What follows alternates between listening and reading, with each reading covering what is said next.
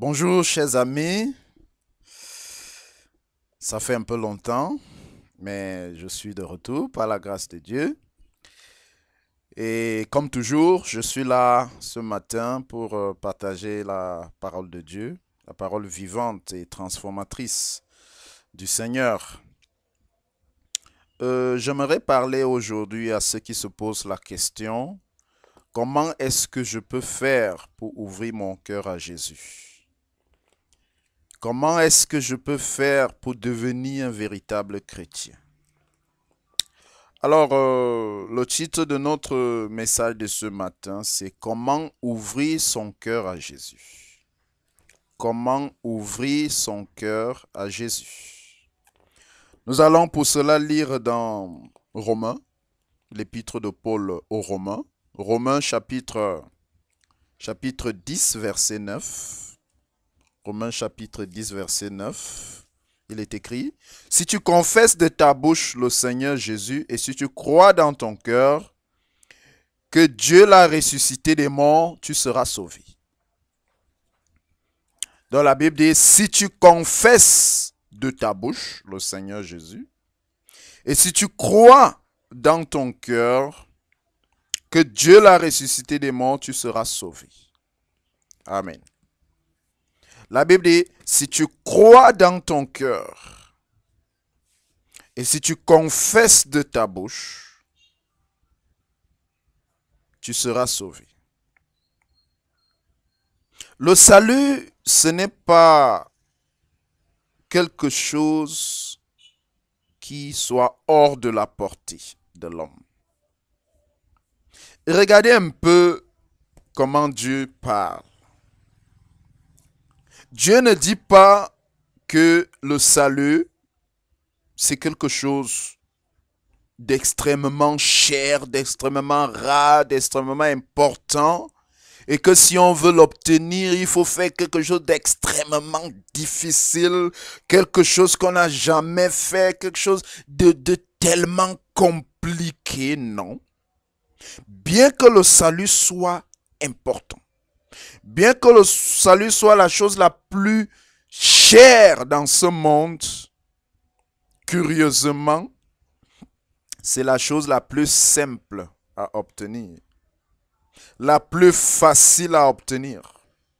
Le salut est quelque chose qui est à la portée de tout le monde, à la portée des paysans, des pauvres, des illettrés. Le salut, c'est quelque chose qui est à la portée de tout être humain, quelle que soit sa condition sociale, intellectuelle et familiale.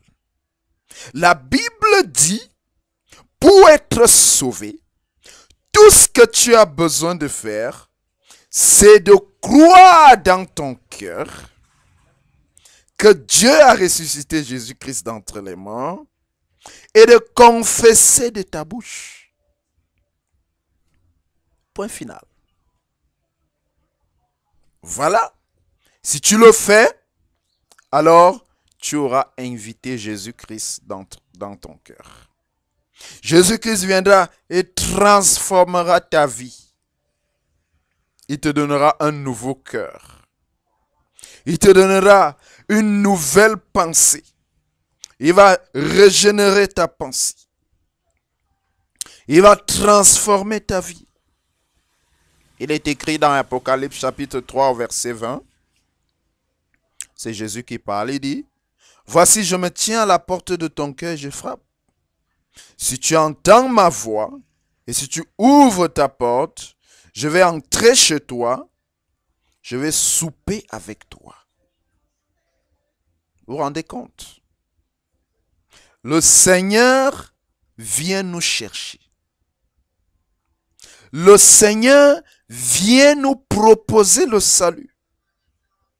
Pourtant, c'est nous qui devions aller vers lui. Pourtant, c'est nous qui sommes dans le besoin. Mais par son amour, il vient jusqu'à nous. Il nous apporte le salut. Il se donne cette peine. Et si tu ouvres la porte, je vais entrer. Si tu m'invites à entrer, je vais entrer dans ton cœur.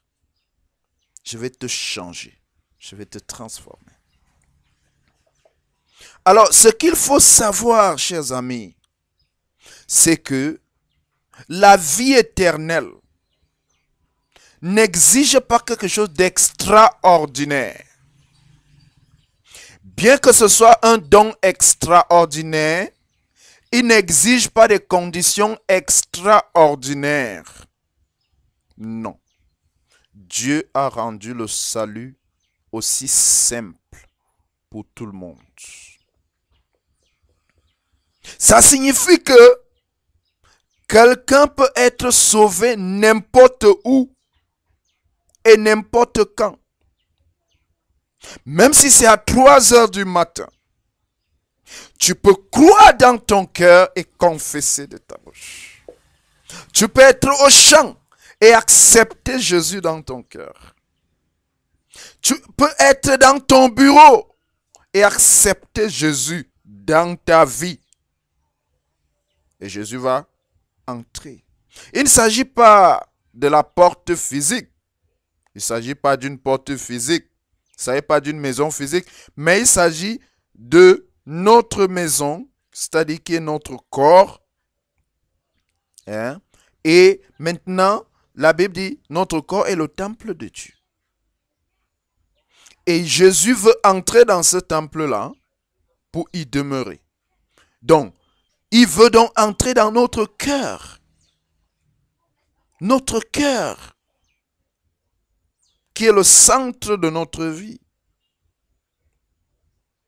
Tu peux recevoir Jésus maintenant.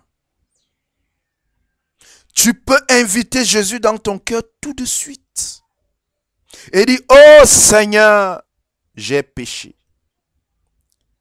Je suis un pécheur, je veux que tu transformes radicalement ma vie. Donne-moi un nouveau cœur. Je t'ouvre ma vie en cet instant.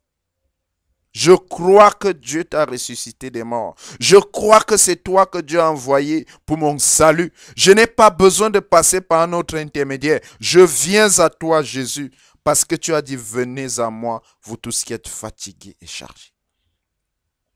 Veux-tu recevoir le Seigneur Jésus dans ton cœur tout de suite? C'est très simple. Tu n'as qu'à dire, Seigneur Jésus, je crois que Dieu t'a ressuscité des morts. Et je veux que tu entres dans ma vie. Je veux que tu sois mon Seigneur, que tu me donnes un nouveau cœur dès ce jour. Amen. Aussi simple que ça.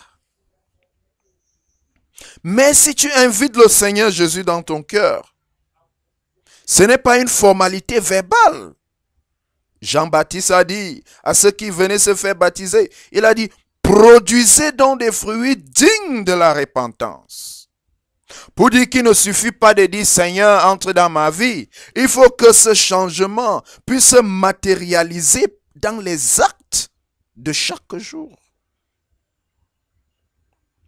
Si quelqu'un change, ce changement doit être visible. Autrement dit, ce serait juste une manière de se tromper soi-même ou bien de tromper les autres. Alors si tu as invité Jésus dans ton cœur, il faut que tu deviennes la lumière du monde. Il faut que tu arrêtes de mentir, tu arrêtes les mauvaises fréquentations et tu commences maintenant à vivre une vie qui plaît au Seigneur. Si tu as invité Jésus-Christ dans ton cœur, je serai content de le savoir. Si tu as besoin des enseignements pour persévérer dans la foi, je suis à ta disposition. Tu peux m'écrire pasteur.godia@gmail.com. Godia, c'est G-O-D-I-Y-A. Ou bien tu peux m'appeler sur mon téléphone, plus 237 22 09 38 88. Que le Seigneur te bénisse. Et à la prochaine pour notre message. Gloire au Seigneur. Bye bye.